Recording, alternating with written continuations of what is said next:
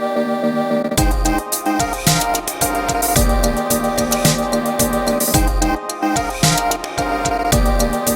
boys and girls, you are on the ground floor watching the launch of Valiant Watch.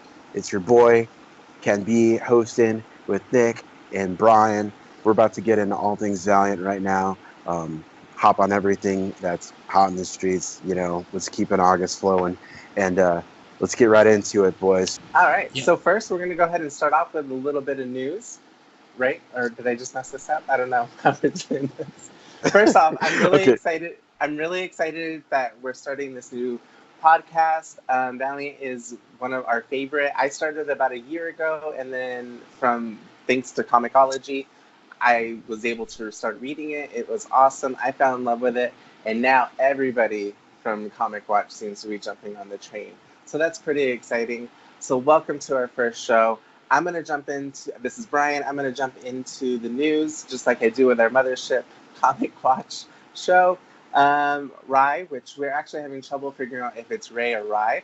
Whatever, we're going to say Rye here, is becoming an ongoing series as soon as after Fallen World ends. And we just went ahead and I believe that one dropped last week, or was it this week? Does anybody know off the top of their head? It's this week coming up. This week coming up? Okay.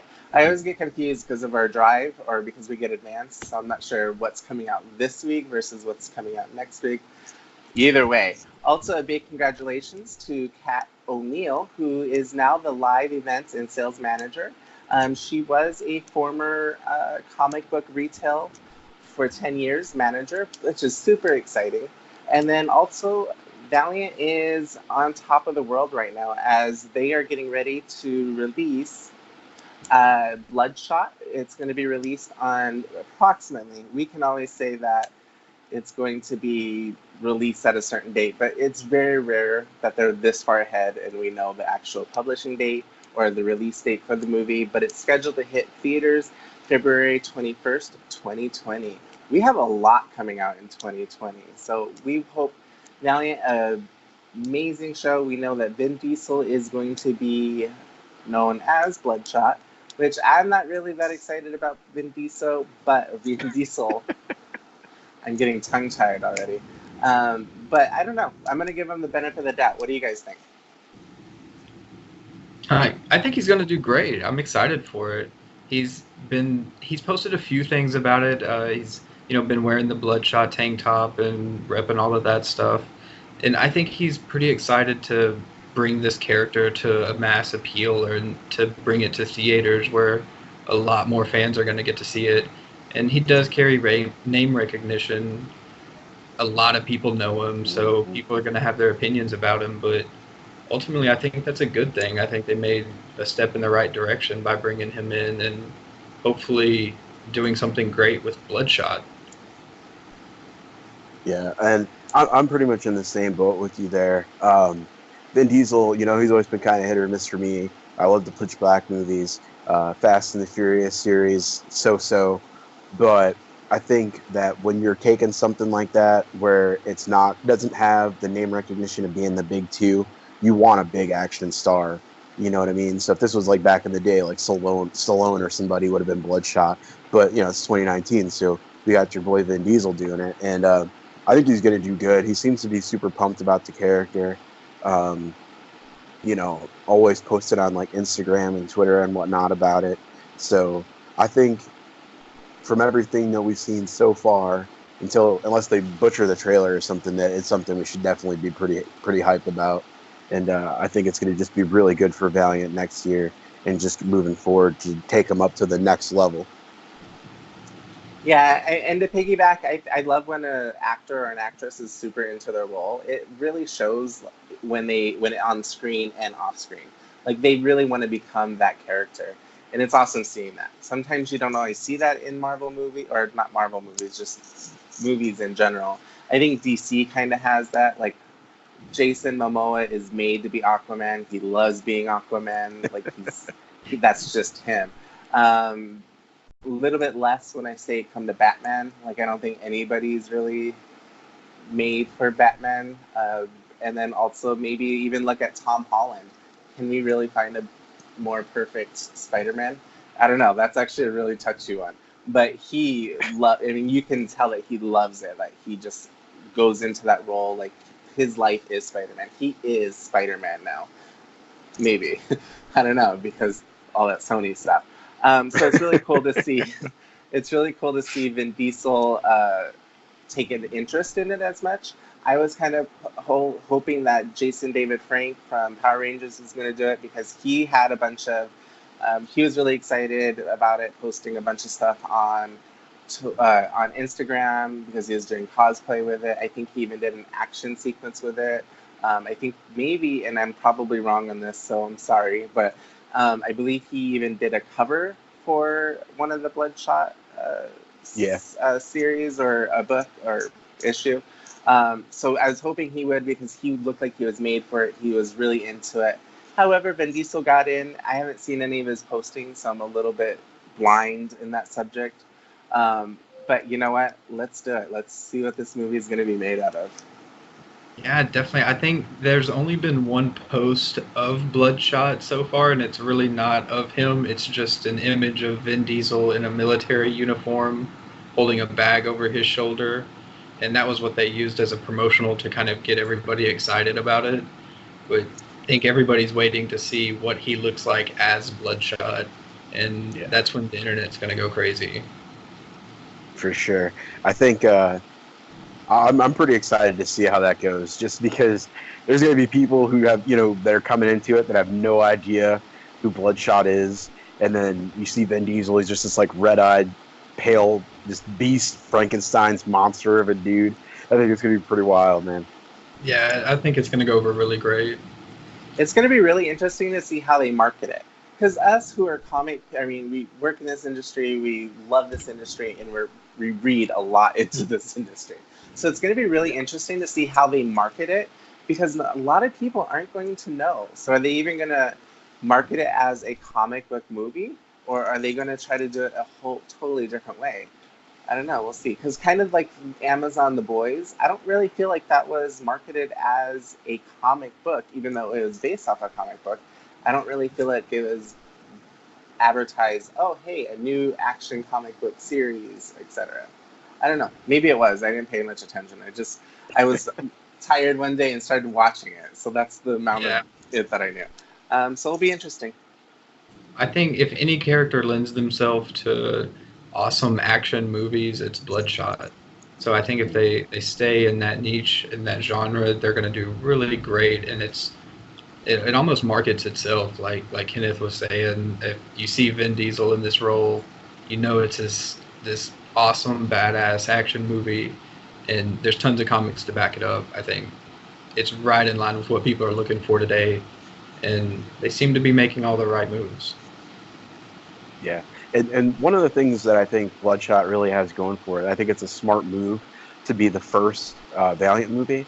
It has a lot in common with Iron Man, where people aren't necessarily looking for the first movie to be like super deep and all that. Like, they want it to be entertaining. They want it to be, you want to shout, you want to just be pumped, you want to be like, oh, did you see what he just did to that dude? Like, that's the kind of stuff. Like, you want it, like, yeah, summer's pretty much over, but you still want, like, you know what I mean? When it drops, you want like that summery feel, like classic 90s hardcore action style movie.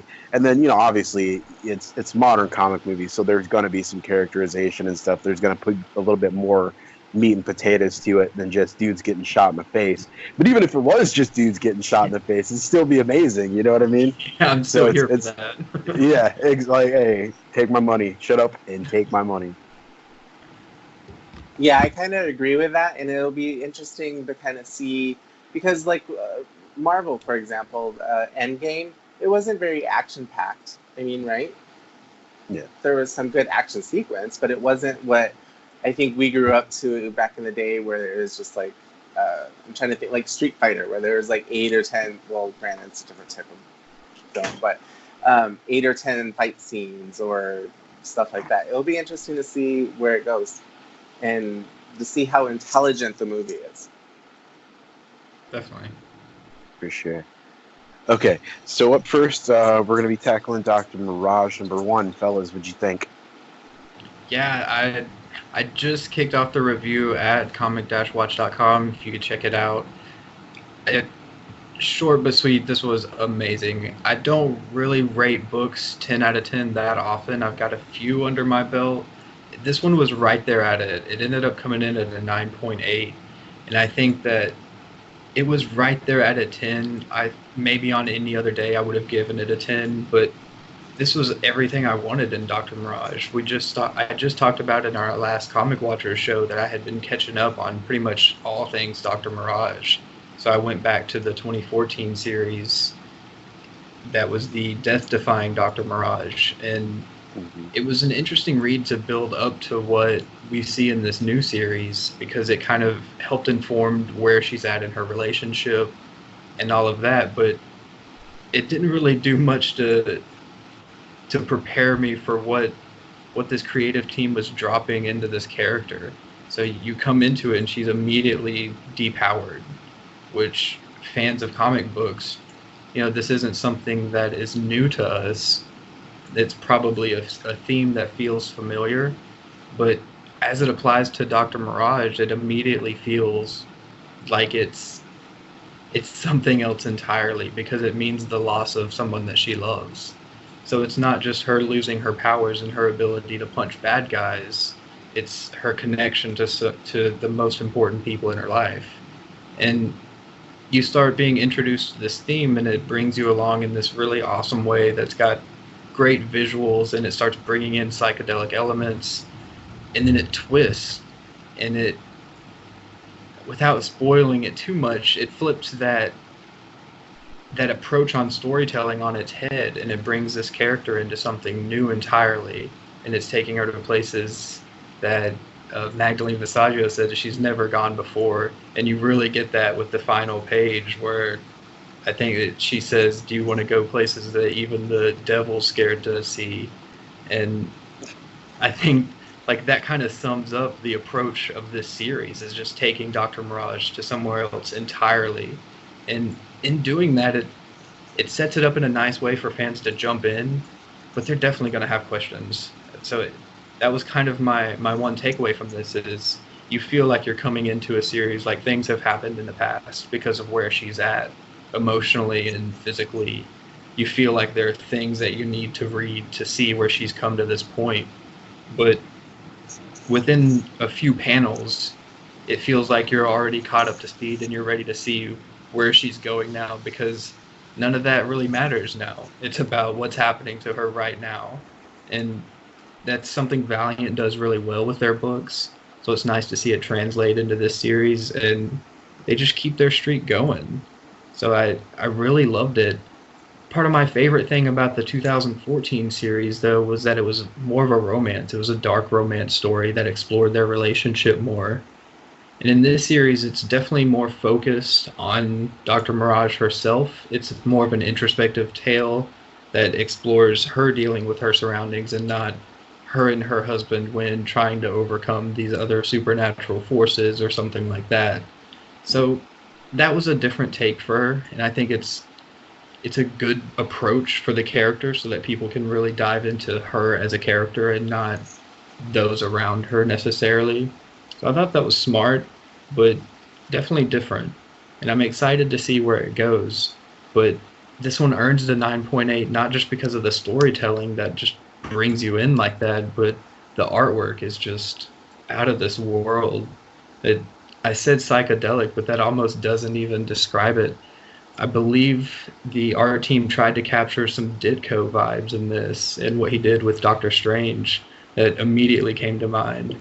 So it was cool to see them channel these classic psychedelic vibes, but the dark twist that it's found in the story just sets it apart. And it might be a bit drug use implied, but I thought that was pretty interesting because of where this character's at emotionally. So you're taking her to this new point in these introspective explorations, and what's used to spur that on. And that is where the series really does its best work, because it takes this character through relatable stories in this fantastic story that she's building. So, like I said, I don't really give 10s that often, but this one, before the series is up, it might see a 10 out of me because it looks like it's only going to get better. So I'm kind of excited to see if it's going to do that and if it's just going to keep building and keep getting more exciting and hopefully more dark, because it sure seems to be going that way. B, what do you think? Okay, so I have so many. I just jotted down a few notes because I just read this like 2 hours ago, so everything's still fresh in my mind. Drug use was not implied. That was just flat out drug use. Like, no other way to say that. I didn't know. I don't know if I would have rated a 9.8 because I don't have that familiarity with the characters, so it didn't have such a profound effect on me. However, it's a darn good book. Like, I absolutely love this book. I am totally in for it. So I know you didn't want to say one of the spoilers. So what I wrote down, I'm not going to say it, although I wanted to because I wanted to discuss it a little bit, but it's okay. So honestly, when I first saw the cover, I was in. Like, I was like, that artwork is completely amazing. I don't know what this book is about. I don't know what I'm going to get in the pages, but I'm in for the book. The cover is absolutely amazing. The artwork is phenomenal from page one to the very end. It is super consistent. I think Nick and Jordy are an amazing team. Nick is on art, Jordy's on colors. It's just phenomenal. Like, I would buy it just for the art alone. Like, there are some panels that you could just blow up and just hang on a poster. I didn't know that she was depowered. Oh, wait. No, I think I did know because she wasn't able to get into see dead people. They do drugs to bring her in. They talk. One thing that I noticed about Valiant is that they have a lot of mental health stuff in it. I actually took another note for another book that we're going to review, so I'm going to circle back a little bit later for it. I actually Nick, you just inspired me to go read the 2014. It sounds kind of like a saga love story where it's totally kind of, okay, so he shook his head yes for those who are. Yeah, it's very much like that was all the dark romance story I wanted. And part of me was disappointed when this one didn't approach it like that, but it makes total sense, and I love it for a different reason. Yeah. So again, I think it's an excellent book. It was a beautiful book. I'm in for number 2. Like, even if we weren't doing it for the show or whatnot, I'm in. That's all I got to say. Ken? Okay. So I definitely got to start with the art because, you know, I do add some history with this character. So I went into it excited because Magdalene Visaggio is a great writer. Dr. Mirage is a character that for me has been, I don't want to say hit or miss, but you know, because I've enjoyed everything that she's been in that I've read, but she wasn't like on the top of the list of the characters that I've been excited about coming out in the next couple of years. You know, with all of the things that Valiant's been throwing down the pipeline. I mean, it's just been hit after hit after hit. But first and foremost, though, when I seen the art, like the cover, and then, you know, I just did like a quick flip through just to kind of check it out, and I was just like, all right, this is, no matter what happens with the story, this is worth it just for the art. I mean, not to, you know, be repetitive, but it is just beautiful. Like, you could just blow, like Brian said, blow it up, put it on a poster, you know, paint it on a wall in, like, you know, your man cave or something like that. It would be awesome. You know what I mean? And one thing that I really liked about it too is that they managed to keep it, you know, bright and vivid and spacey and trippy, but it also still has like that undercurrent of like grim and dark and spooky, you know what I mean, which is really hard to capture when you're using primarily just extremely vivid, bright colors. So Nick and Jordy just murdered that, you know what I mean? As far as the writing goes, the direction they went in was a complete, I was not expecting that at all, you know? It's like, you know, it's like Dick said, when it comes to Dr. Mirage, her and Hwen are always kind of, you know, a package deal. So I knew after reading Faith Dreamside, which kind of somewhat ties into this, not really, like, Valiant did the thing where they keep it self-contained. That them being, well, yeah, them being separated might be an issue, but I was expecting it to be like more almost cliche, I guess, where it's like, oh, one of the half is missing, so they're gonna go, you know what I'm saying, like Yeah. Hobbit, the journey begins kind of thing. But while there is still that exploration and journey element to the story, the way they go about it just completely flips all of your expectations on their ear. And some of the revelations from the new character introduced in the story as to where Dr. Mirage is just wow, just beautiful, And then on top of that, as if that's I'm not standing hard enough for it. Like I really, really, really, really, really enjoyed that. As you mentioned, they did dabble with mental health without making it like preachy or mopey. You know what I mean? It's like a cold shower. You know what I'm saying? Where it's like stark and it's in your face, but it's not overly done to where it's borderline meme material. You know what I'm saying? Like you can tackle those things and put proper emphasis on them without making them the sole emphasis of what you're doing. And on top of that, she went ahead and slipped some drug use in there, which I'm normally not really a fan of for a couple different reasons, but primarily because it's usually not done very well in comic books.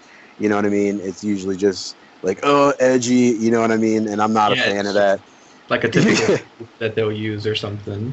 Yeah, you know what I'm saying? I'm not about that life. The only other time I could really think of it being used in a way that was artistically as well done as like maybe the Invisibles towards the beginning when it was like new and shocking, and after a while it just became old hat. But I mean, everything about this book is just good. I'm excited for a new wave of people to get in on Dr. Mirage and see what she's really about, and go back and see some of her other adventures. Read like Incursion. She was in that. She was awesome in that. That one was a little bit more action oriented though. And I don't know, man. It's just good where it goes from here. I have no clue, but I'm in. I'm ready for this ride. You know what I'm saying? Definitely. I saw the creative team had said they had to navigate the story around what was happening in Incursion. Can you give us any information on how that might have impacted what we see in Dr. Mirage? Okay, so the quick rundown: Incursion is almost a Blackest Night-ish style story, where you have the Eternal Warrior and the Geomancer. Well, there's a woman, like a female warrior type, who's also a necromancer, and she has her own version of, I guess, the necromancer, like the dark opposite of a geomancer that drains the life of planets and so on and so forth. Mm-hmm. Well, in the whole showdown between the two of them, Dr. Mirage is involved because she helps the Eternal Warrior enter the dead side to try to heal the geomancer from basically a magic plague that's put upon her that's going to kill her and the Earth unless their bounds split. Okay, Oh, okay. so it's pretty wild. And part of way in the story where it ends, the geomancer is almost Dark Phoenix in a way. You know what I'm saying? Okay. So where they have to use it's like they have to use necromancy to heal necromancy kind of situation, and it does, and it's going to have impact on just the dead side and magic in general across the Valiant universe that they haven't really been able to fully get into since that just ended a month or two ago, I believe. So this is like the first series we're seeing that's really gonna show the impact of somebody whose powers are inherently connected to the dead side, and what the fallout's going to be from essentially the I guess, like I said, dark phoenixing of the geomancer. So I mean, that's like a whole nother. I should have got on that too. That's like a whole nother element to add on to what we've already seen. So this I mean, we're in for a show here. That's awesome because I kind of got the idea that it feels like a lot has happened in both the Dead Side and with Dr. Mirage. So that's pretty interesting. I've definitely got to catch up on Incursion. Yeah, so that's pretty. And that's just a 4-issue series, and it's just really good. If you love Eternal Warrior, Nice. you'll like it. If you like Dr. Mirage, she had some amazing moments where she actually got to get like straight up hand to hand with the main villain of the series, which you don't really see very often. Yeah. So it was just that was one of my favorite moments of it, actually, because it's one of those things where she's not just a one-trick pony. Like, if you want to throw hands, she can throw hands too. You know what I'm saying? Yeah, So that's that bad. was Yeah. yeah. So that was pretty sweet. All right. So next up, we got Killers #2 by B. Claymore. This is really like his second big Valiant book. His first was Savage, which was pretty cool. Check that out if you haven't. You also probably know him from Justice Society, Classified, Legends of the Dark Knight, so on and so forth. Ferdinand Dignino. He had some runs on Suicide Squad, Supergirl, Justice League Generation Lost. So that dude's definitely not coming in this noob. He's that he's pretty worn veteran. He knows what he's doing. And well, boys, what did you think of it? Yeah, I mean, it's kind of like Killers #1. This is when you see a book like this on the shelf that's ninja assassins, you have certain expectations, and you want super awesome action, you want all these different characters, but what I didn't expect was the introduction of this lore on the ninja program. So you're finding out all these different characters, they all played a role in the larger character Ninjak in that ninja program that he was brought up in. So that's kind of been one of my favorite parts of this series, even though it's awesome ninja action.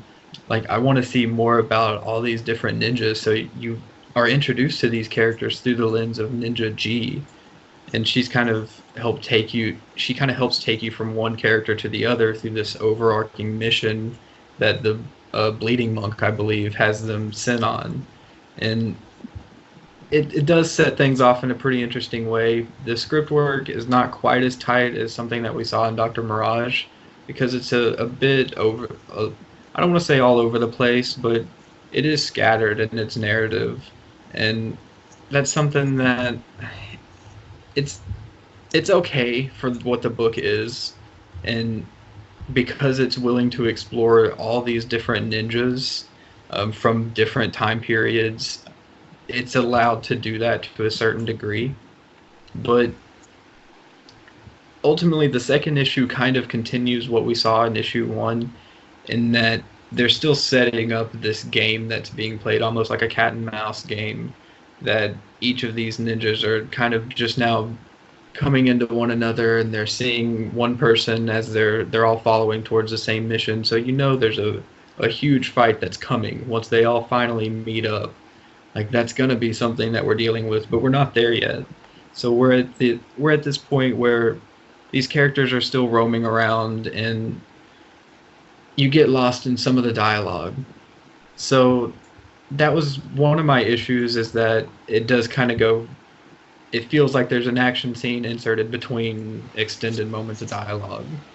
And like I said, certain expectations when you have a Ninja Assassin comic on the shelves.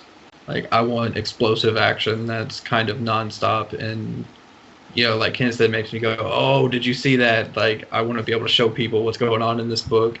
And that's kind of not what we saw in this until you get to the final page.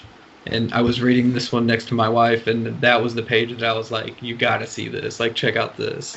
And even she was like, okay, that's awesome, because like, that's what you want out of this book. Like, you can jump into this and just be like, okay, that's super awesome. But for fans of Ninjak, like, seeing all these different characters, knowing like this is the world that he came from, that's really awesome stuff. And I think that's what Valiant does really well. It's a contained story, but if you're following along, you're almost in on something with this publisher, that this is a grand world that they're working in. And this is just one of those secretive moments that we get to explore. So it's been going on. I mean, Ninjak's been something that's been going on for so long, and I've just been really diving into the character. So it's really awesome to see that this is opening up what the storytelling potential could be for him.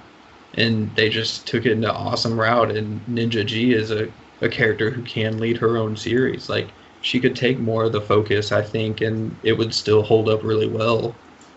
But there are so many different ninjas that we can see. And I think that's where this series is going to be the best, in that it can just keep bringing one ninja after another that's just really badass. And those moments should just pile up. So I'm hoping they keep coming. And the Killers issue 2 didn't bring quite as many as I wanted, but that's okay because issue number 1 was awesome. So I understand that it has to take time to breathe and set up the story and stuff like that. But oh my goodness, like, it's definitely worth checking out. It's worth buying. This is something that, if you're a fan of just action comics, it'll be right up your alley. But if you're like me and want more ninja comics in specific, this is something you have to see. It's awesome. B, what do you think? I agree that the action sequences were great in the book. Ninja G is just badass. Or wait, yeah, it's Ninja G, right? The one that breaks him out of jail. Do we know if this is ongoing or if it's a mini? It's a mini. Okay. I think it's like 5-issue mini. Mm-hmm. Okay. So, I mean, the art, again, is really excellent. It's really consistent, every panel. However, I may not be the biggest fan of Killers number 1 and 2. Didn't we do number 1 on our show? Yeah, we did it recently on I think we brought Kenneth on because that was his first. That's right. That was... Yeah, and it didn't get as well received on the show. I was a little disappointed. Yeah, because I think I liked it more than majority of them. And I still really, really enjoy it. But I read Dr. Mirage first, or I read Solar, Dr. Mirage first, and then I read Killers. So I went from something that was super intellectual to something that was just action-packed, which there's nothing wrong with that. I think if I read it on different days, I think my opinion of Killers would have been way higher than it is. By no means does that mean it's a low opinion. I don't think it's going to be a book talked about or a series talked about in 20 years or even 10 years. It could be. It could set up a whole system of how they came about. But for me, I just don't see it being something that's, that's groundbreaking. It's a damn good book, though. I don't really have much more to say on that. The art was super consistent. It's beautifully done. The action sequences were phenomenal. I definitely think you should go to your local comic book store and pick this up because it is so worth the read. It's just not as memorable for me as Dr. Mirage was in other titles. Ken, what did you think? Let's see. I can definitely pick up what you're putting down there on the comparison to Dr. Mirage. Going into Killers number 2, I had pretty high expectations just because Ninjak's one of my favorite characters. And, number 1 I thought it could have introduced the concept a little bit better, but overall, as we talked about, I thought it was awesome. You know what I mean? I'm still pumped. It's still got like the whole Enter the Dragon, like just, hardcore dudes and ladies just throwing down, slicing faces off around the world. And like, I feel like it's one of those books that you have to consider it on 2 different levels, right? Like if you look at it as, exactly what you would expect with a book called Killers, and you see like ninjas and all that stuff tossing shurikens on the covers, then, it's everything that you came there for. To echo what Nick said about that last page, that fight, you know what I mean? Like, ridiculous fights in ridiculous places is exactly what I want. Like, if the whole book was just, like, all right, now they're fighting in a submarine, and now for some reason, like, they were at Wendy's, but you're not getting, a Baconator, son. You're getting like an axe to the chest. Like, you know what I mean? Like, I would be satisfied with the whole book just being crazy stuff like that. But I think part of the problem that Killers number 2 and just Killers in general has is that it hasn't quite yet found its rhythm, as far as balancing the narrative to advance the story, and giving due diligence to all of the action oriented stuff that really, like let's be real, B. Claymore didn't come up with this concept and think that every single person who's going to pick it up is going to want to read something from Hemingway. You know what I mean? So you gotta balance the scales and put some meat and potatoes to it, so it's actually worth reading more than just flipping through and be like, oh yeah, that looked cool, whatever. But I think it's getting there, and so like I wouldn't want to put anything against it, and so I don't want anybody to misconstrue that. I still think it's a great book. Definitely better than a vast majority of what's on the shelves right now. But I do think that is something that may make or break whether or not this does become like a bigger piece of Ninjak history and Valiant history in general, or if it's something that, like, 20, 25 years from now, you see you're flipping through the dollar bin and you're like, oh crap, like, here's the 1 through 5s all right here. I'm totally gonna grab it. Then you read it like once, put it in a long box, and then you might dig it out again a year or two later. Either way, though, I do think that for every penny on the dollar, it's going to be worth the buy, just to go on this just joyride, really, and see these characters that are an interesting mix of like extremely lethal and serious, but at the same time, there's a lot of levity. Like without dropping too many spoilers, say when Ninja G was breaking into the jail and she had the mishap with her powers, like that was a funny moment, and then immediately followed up by something just extremely hardcore. You know what I mean? You're just like, well, there's limbs all over the place now. It's amazing. And so I do think that there's, for some people, it might breed better as a trade weight, but if you're patient and you do enjoy a good build-up, then it's definitely like a buy it monthly. Either way, I would say it's a must-read and definitely a buy. And just, time will tell exactly just how big it will be, but I don't foresee this going and not being talked about for at least the next couple of years, is like, just something really cool that Valiant just happened to pull off, because not too many bigger comic book companies can get away with having something that's so heavily action oriented but isn't goofy. Like if we were talking like Deadpool or something like that, like this, everybody would be like, yeah, nobody cares about it being story, they just want to see him make chimichanga jokes and shoot people with Uzis. You know what I mean? But whereas Killers, you want all that, but you also want a little bit else too. So if it'll deliver fully on the real narrative story aesthetic on top of the action, time will tell on that. But other than that, I think it's gonna be something worth watching. So to wrap it up for tonight, we're gonna do some throwback action and talk about. I have something in closing to say about what you said about trade paperback. I'm actually more of a fan of trade paperbacks than I am single or ongoing that way. So when you said that, it did click to me that I think that if I read Killers in trade paperback back to back, I probably would have had a lot of different opinion on it. I think it would have definitely upped it right there, just because that is more my style. And I had to think back what happened in Killers 1, and I couldn't remember until I got into like a few pages of Killers 2.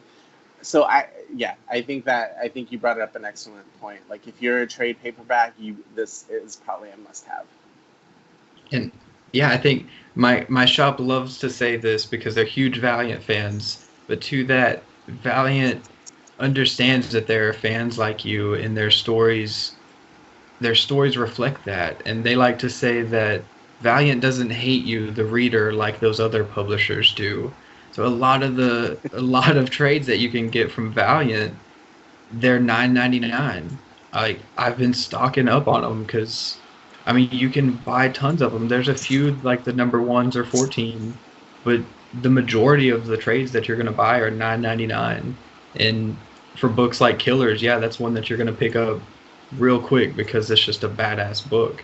And hey, it's not that much. So they know what they're doing, and they're trying to bring those stories to fans like us. And I think that's one of the things I appreciate most about them. Definitely, definitely, and yeah, and I'm glad you brought up that too, because one of the things that sold me on Valiant is when they relaunched was the price tag. You know, it was a couple months after the relaunch really got going before I really got into it. So when you're picking up, just a basically gambling on a trade, but it's a complete story that you don't need to buy like 47 other trades to get and like be able to enjoy it in its entire yeah, they tie into each other, but you can enjoy them in their entirety on their own as well. And then you're like, I barely broke a 20. Like I'm gonna go back for volume 2 and volume 3, and then if this is so good, then what's happening with Harbinger and EXO, and you just end up tumbling down the rabbit hole, and it's just genius on their part. I had the way back when I was running a shop, and I got a chance to talk to some of the Valiant people. They called us some promotional stuff, and the thing that that always stuck out to me is when I talked to him is that I was like, it hadn't really occurred to me until like I was talking about it, and I was like, the thing that I love about Valiant is that the stories are there. They're like this mystery element, but I've yet to meet anybody who can read maybe if you just you read just like Bloodshot, you might not like Bloodshot or whatever, but if you read like 2 or 3 different characters, 9 times out of 10, at least 1 or 2 or most of them are going to catch your attention, and you're going to be like, I can't believe I didn't realize there was all this out there, and it's just a matter of getting into the hands of the people. So that price tag just kills it when it comes to that. But Absolutely. All right, so thoughts on Solar Man of the Atom #1, the OG daddy? So yeah, like definitely taking things to Valiant Classic. So I thought this was something interesting for us to do, because everybody's going to be talking about what Valiant's doing right now, and that's all this post reboot stuff. But their creators, when you see what they're doing, they like to say that these stories still count. So all the fans that grew up reading these and love them, they can still feel like what they love matters. And from my perspective, I'm coming at it from somebody who just got into it after the reboot. So this is an interesting take for me, because I'm seeing how these stories shaped what I'm seeing now in their connected universe.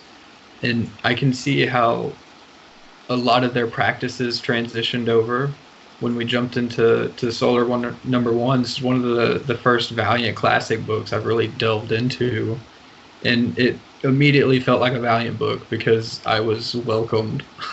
And that's an awesome thing with Valiant. Like it still didn't feel like I wasn't invited to this party. It was very much like, this book is for you. This is what's going on. You don't need to bring a lot of information into it. I mean, Solar generally just has these powers, and he starts doing stuff with them, and like that's generally it. So it was kind of interesting, and then the way they tell the story. So in the middle of it, you get this update that's like, in the next 10 issues, we're going to give you brief insights to his origin story. And I think that they even mentioned that there's a large panel that you can like cut out, and if you could collect all of them, it would make one huge oversized panel. And I love that 90s stuff. I thought that was great. And you probably aren't going to see anything like that now, but it's awesome. I think Valiant's always been one to do that, to take the initiative to get fans excited about their stories. And they were really trying to approach this from, being something new, both in the story and the way you consume it. So I appreciated that, and I read it digital, so I can't get the full effect on that, but it is something that I think fans should check out, because a lot of their books get written off as, that's 90s. There was a lot going on then, but then you pick up a book like Solar #1, and it's good. It's something that you're actually like, I want to keep reading this. I want to see where this is going. Like it's a bit scattered, because of the format, but ultimately this is a superhero that you want to see what's going on with him. I mean, when he gets shot and the energy that bursts out of him, he's, oh no, you know. I thought that was just like, there are some great moments with him that they hit some traditional superhero notes, but it also feels like there's a character here that you want to get to know and you want to see what that struggle is. So, I mean, excuse me, props to Valiant for what they're doing with their stuff. You can see this business plan. It's great to see their approach to comics as a storytelling medium be so consistent over these years and what they're bringing for fans, and that I can just jump into that and feel just as welcome. I thought that was one of the things I appreciated most about it. But B, what'd you think? So when I first picked it up, I didn't know anything about Solar prior. When I first got into Valiant, it was more of after the reboot in 2012. So I've kind of only been current. So going back to a classic was pretty awesome for me. The first page, what do we get? We get a naked guy flying through the earth in 1991. That is not something I would see generally because historically speaking, I was always Marvel and DC, or more Marvel at that time. So I saw the lighter stuff. So I think that would have like took my head off as a kid. Like, what am I getting into? At first, it was kind of confusing for me because I didn't know what was going on. But then after a couple of pages, I was like, I'm not supposed to know. that's why. And because I was confused, I was like, wait, he flew into the bedroom. Is it him? Is it somebody else? So I finally caught on, and I was like, oh, I'm just an idiot. Or no, I'm not just an idiot, that it's part of the story. The fun thing that I liked about the book was the art. I mean, it was very 90s art. One of my favorite things that it made me come back to think about was how people used to draw buildings. If you've ever noticed, like if you look now, like everything's super detailed, super organized. I mean, they also have the benefits of digital. Probably back then that didn't exist as much, and so on. So if you ever looked at the buildings, none of the windows are consistent. Not the same size. It's just like a little check mark, like you would do, check yes to no if you like me, what we did in high school or whatever. Um, Anyways, my point is that it was just kind of like a quick doodle, and I used to love that about the art. So a lot of times I love art. Like I'll buy anything that has decent art, pretty much. So it was really cool to see back in the day. It brought back a lot of memories from my own childhood, thinking, oh, reading that and noticing the windows then. Like, who else is going to notice windows except for me? Like, who does that? Um, One of the parts that I thought was really cool was when the guy met with his therapist at a diner hall and didn't want to meet with him in the office because he's working with the nukes, et cetera, et cetera. And it kind of made me think of, there's such a stigma.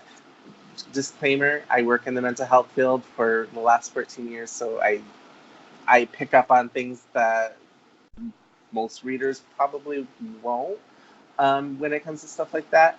So the therapist met them, and I thought it was hilarious because they called it shrink. I haven't heard that term in like 10, 15 years. So that made me laugh out loud. And then they met in this little dining hall or this diner. And he's saying, I think I'm hallucinating. And the therapist remedy was, oh, you should probably drink. And he's all, I don't drink. And then his reply was, oh, you probably should start drinking. Like it was hilarious to see that kind of camaraderie. I find it interesting that we now have two books that we read that had something to do with mental health. There's more to that. I actually want to look into this and read it a little bit more. I want to see if they're trying to give. Obviously, Solar was not. That was just for comedy. But I kind of wondering if they're trying to bring mental health into the forefront of media, like very intelligently. Or if it's just something that, okay, this girl seems schizophrenic, give her pills because she thinks she's, etc., because I don't want to give that spoiler. I don't know. I thought it was interesting. The intelligence of this book is actually really stellar. Like when I think of 90s, I think of Liefeld. Not necessarily the most intelligent stuff that we had, but they were great. They were action packed, and it was just bombs, big shoulder pads, and bad feet. That's what I remember of the '90s. Nothing wrong with that. But it's interesting to see how intelligent this book is. Like Nick was saying, he went into, you know, you get kind of his backside. You don't know what's going on when it goes in, when you're reading it at first, and then you start putting a puzzle together. That's just in issue 1. I haven't read issue 2. I don't know what the hell I'm getting into. So I'm really excited to see where it goes. I'm going to read the rest of this and see how it ends up. I think maybe we want to do that in next couple of shows, maybe revisit it. I don't know. We'll come up with that off air. I'd recommend it. I think it's on Comixology Unlimited. I couldn't find it on there because it also said that it was by Dynamite. Exact same title. I'm gonna have to do some research because I don't know if they changed owners or the owner was published it or what. Yeah, Dynamite owns Solar now. Ooh. Oh, so it was reversed. Okay, that's interesting. Yeah. Okay. So actually, I don't have to do any research because Ken knows everything. What a great host. Check it out. That's pretty much all I have to say about Solar. Oh man, I don't even know where to start with Solar. Okay, so piggybacking on something Brian said about the '90s, if you're a casual reader in the '90s, then you probably do not remember there being many good comic books, and then even ones that you thought were good, you go back and read, and you're like, this is some BS. Okay, for perfect example, to go off on a little bit of a tangent here, and I apologize, Donnie Cates, no shade, okay? Ryan Stegman, no shade, I promise, but Maximum Carnage, okay? When growing up, I had the video game, I bought it as it came out, and I thought it was just like the most lit thing ever for the longest time. And then, you grow up, you lose stuff. So I rebought like a trade that had just the whole shebang in it. About 8 years ago I was in Iraq at the time, so about 8 years ago, 8 or 9 years ago. And I read it and I got like halfway through it and I was like, I just gave it away. Like I didn't end up finishing it because it's that hokey. It was like you just crapped on my childhood page after page. And like if I read it now I probably wouldn't be as pissed. But like that's I think a lot of people that whole mentality is what they get when they go back to revisiting the '90s, and rightfully so because a lot of stuff was that level of hokey. But then you got like your Ron Mars Green Lantern, James Robinson Starman, and then this guy Solar #1, and there's so, like revisiting this book, I honestly can say that I genuinely in 1991, like I don't think my brain, I don't even remember how old I was like 7 or something like that. Like I was definitely not mature enough to mentally handle the level of great that was in that book. Like rereading it as an adult now is just like, I don't understand how that run isn't on more must-read lists. You know what I mean? Like after I read the #1, prior to us doing this, I actually read it again, obviously because I want to forget stuff. But like I had to read like the first 11 issues in a row. Like I just sat and I was like, that's just what I'm doing. Like I'm going to be super tired at work tomorrow, but it's worth it. You know what I mean? Because it's done in a way that it's almost like having like 3 or 4 issues of the original Watchmen story, like condensed into one comic, which is funny because Solar and Manhattan have a lot of parallels, except Solar usually wears pants. But it's just like my bucket list of nerd items that I'll probably never get. One thing I would love to see is the actual script for Solar #1, just to see, because I imagine it has to be like a phone book or something. There's like elements of time travel. They play on various superhero tropes, whether it's like time travel, like and it's almost like a rip on a lot of a playful and more intelligent spin, I should say, not so much a rip, but there's like time travel involved, and Cable was huge at the time. The whole Superman coming back from the dead thing was also like that whole era of stuff, it's like some of that, obviously happened later, but that whole attitude was still there at that time. And the way that, Jim Shooter and Bob Layton tackle it and take these tropes and make them into like deep, meaningful things. Like, realistically speaking, how many stories with time travel in them that really gets into time travel, not just like Cable showed up and now he's going to shoot people in the face, like really screw with like the cause and effects of time travel, would you actually recommend to anybody?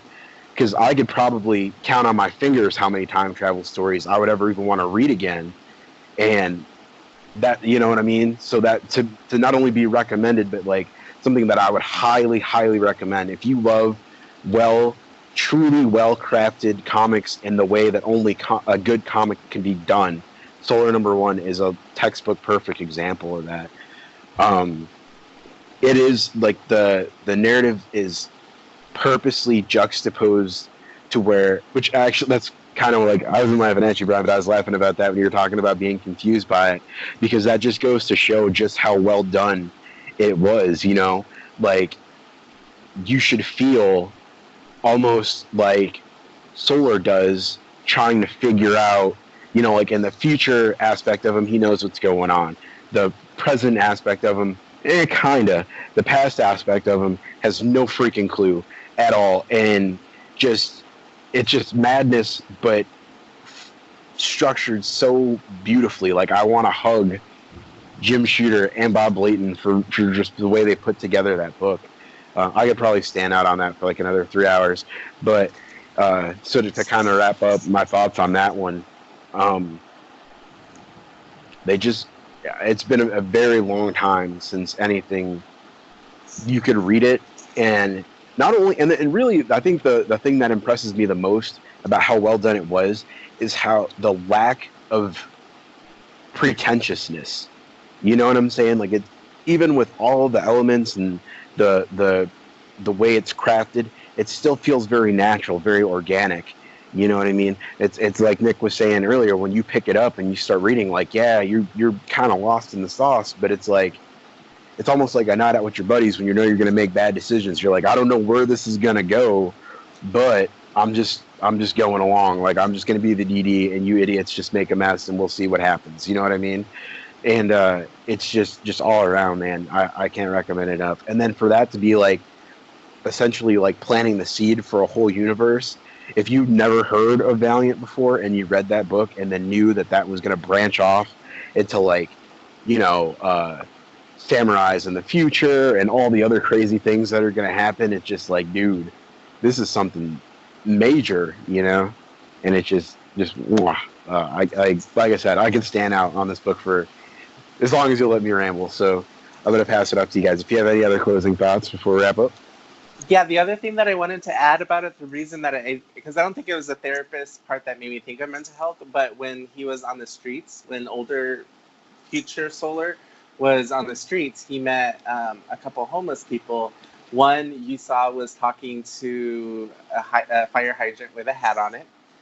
The other one was drinking, and the other one was all I can remember is that this guy's schizophrenic, as he was introducing him as friends. For me, that was pretty cool. Like, it was a lot in a small book that I wouldn't expect from 1991. Yeah, and I'm glad that you kind of brought in like the direction of Jim Shooter in this book, because this came out in 91 before Valiant ousted him a year later in 92, and he'd later to come back to be editor-in-chief for a little while, but he really hit the ground running with this comic, and like Kenneth said, he planted the seed for this huge universe. And like I said before, it was interesting to see those business practices relate to even then what we talked about now and these stories feeling welcome. And it seems like Jim Shooter kind of helped kick things off, especially with this book and Solar One, and that welcoming vibe that these books bring. And yeah, the storytelling is there. Like, these books are going to deliver it. So when you open it up, like, you're going to get what you came for, and it's going to be great and entertaining. But it's going to make you feel like you want more. And for this book to be the seed that gave us, like Kenneth said, samurais in the future and Bloodshot. It's amazing, and it's really cool to go back and check out this one for the Valiant Classic line and see kind of the brainchild of all of this starting and it kick off and be something really, really cool and hold up really well over time. Yeah.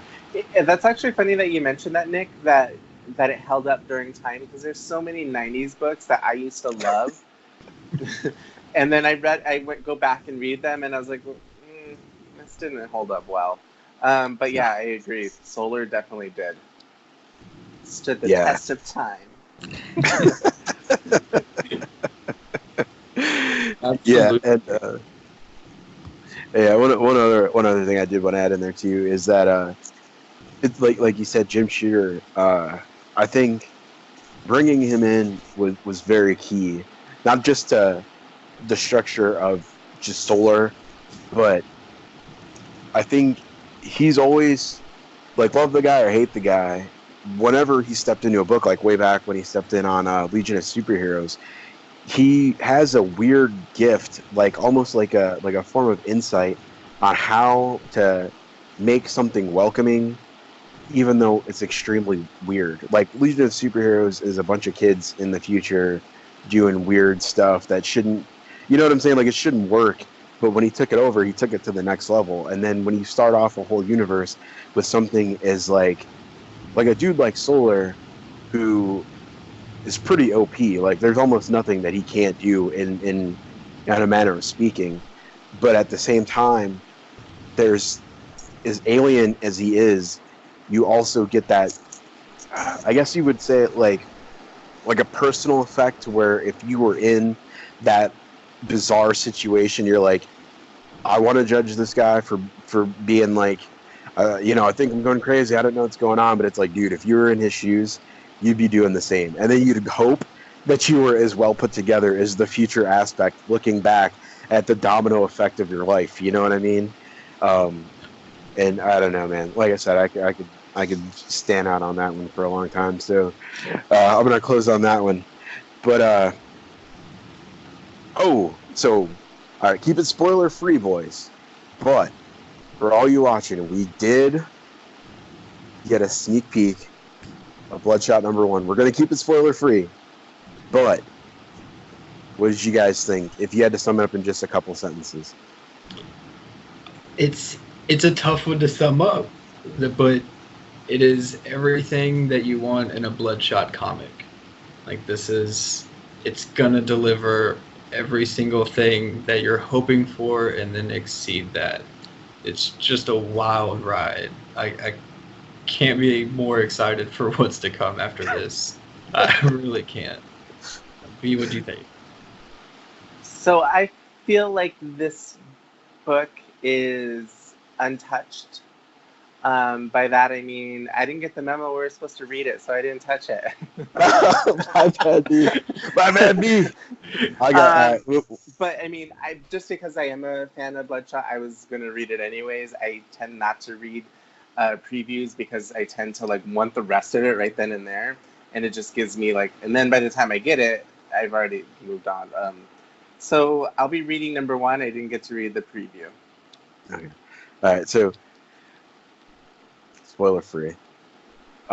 Really, I mean, I think Nick, you really nailed it. And it is literally everything you want in a Bloodshot comic. And if you haven't, go to comicwatch.com, respect the hyphen in there, and read the Tim Seeley interview, because he does talk about the fact that he was a big Bloodshot fan, and even some of the less savory eras of Valiant, like Acclaim era, which. But anyway, he said that influenced him. He loved it. But and the great thing about it is that every single panel it shines, and you can tell that this dude loves him some Bloodshot, man. And it's almost like a love letter to Bloodshot. You know what I'm saying? Like that's like that. if that was like fan fiction I read on the internet or something like that, I would be like, well, that makes sense. You know what I mean? It's pretty wild. So I'm gonna leave it at that. If you're even mildly interested in Bloodshot, everything about that book should make you want to pick it up. But on that, we're gonna bring the first episode of Valiant Launch to a close. We will see you again very soon with some more news, some more hot books, and more chat, I guess, right? Definitely. Like, you can find us anywhere. You'll find us on YouTube. Search for comic-watch.com. We're everywhere, and we'll still be that way. And I apologize ahead of time, Tim Seeley, for blowing up your Twitter page with fanboy comments, because it's going to happen. I'm just going to wait for the book to get released so people know what I'm talking about. All right, guys, we are going to head out. I do want to remind everybody that this is going to be a monthly show. So until then, you can watch us at the Comic Watchers Show and check us out on comic-watch.com. We're keeping it Valiant. Yeah.